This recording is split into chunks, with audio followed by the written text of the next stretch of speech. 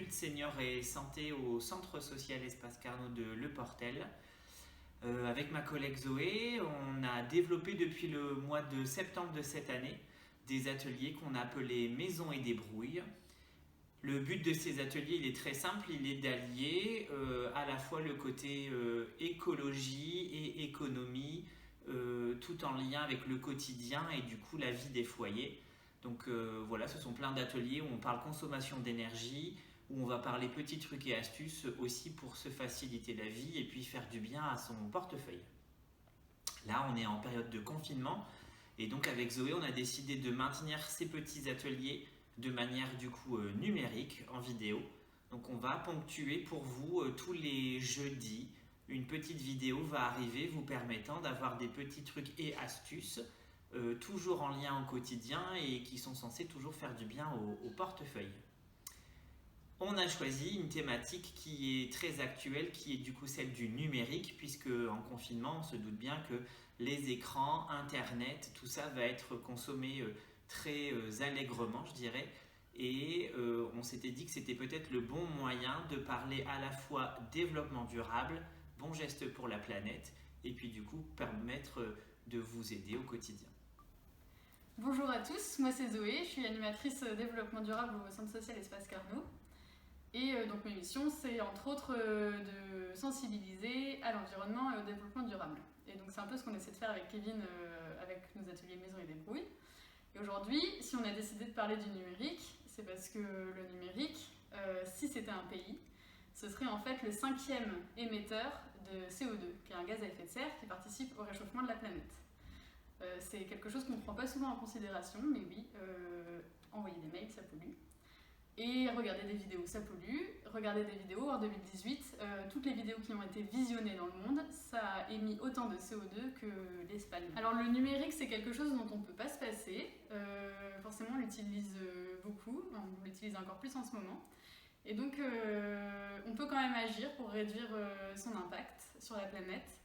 On sait par exemple qu'envoyer un mail, ça émet autant ça consomme autant d'énergie qu'une ampoule qui est allumée pendant 1 heure.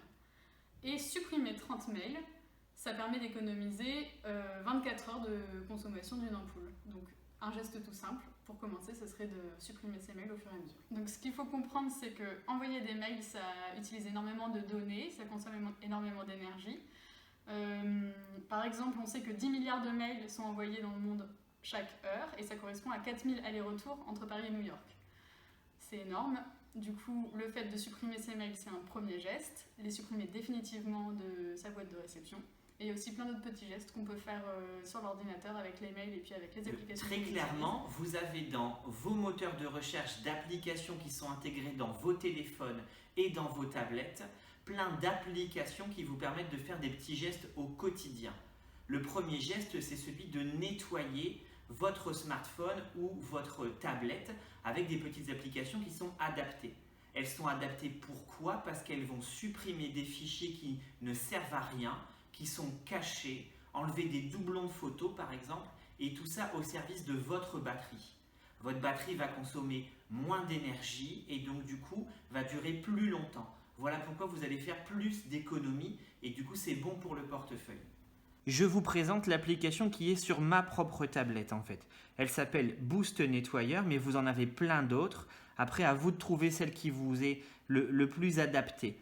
Elle est toute simple, vous voyez, il y a une petite poubelle qui va me permettre en cliquant de faire en sorte que cette application recherche l'intégralité des données qui sont non essentielles actuellement à ma tablette. Vous voyez, des fichiers téléchargés, des fichiers lourds, des choses que je n'utilise plus.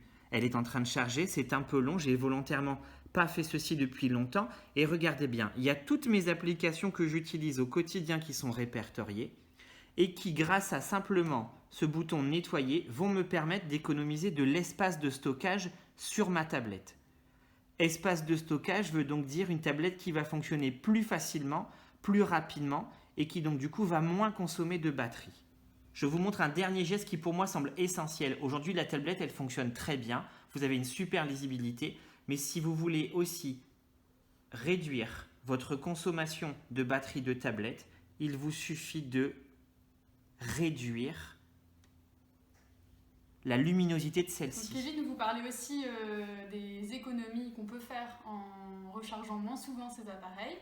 Il y a un petit geste qui permet aussi d'économiser pas mal d'électricité et donc d'économiser sur sa facture. C'est de régulièrement éteindre sa box. En fait, simplement une box internet qui fonctionne 24 heures sur 24, sur une année complète, ça consomme autant qu'un frigo. Donc c'est quand même assez important. Un petit geste tout simple, c'est simplement de l'éteindre quand on ne l'utilise pas. Donc par exemple quand on part en journée, quand on n'est pas à la maison, le soir quand on dort, etc. Et puis de le rallumer au moment où on en a besoin. Donc ça permet quand même d'économiser un petit peu à la longue sur l'année. C'est un geste sympa. Et on se demandait avec Kevin si vous aviez aussi des petits gestes, des petites astuces à nous partager pour réduire un peu la pollution numérique, pour économiser un petit peu. Vous l'avez peut-être compris, mais du coup avec Zoé, c'est la première fois qu'on se prête à l'exercice d'enregistrer des vidéos. Donc n'hésitez pas, elles sont publiées sur le Facebook du Centre social Espace Carnot. Vous pouvez y déposer des commentaires. Vous pouvez aussi nous partager vos petits gestes, vos petites astuces du quotidien. Pourquoi pas nous donner des idées de thématiques pour les futures vidéos des semaines à venir.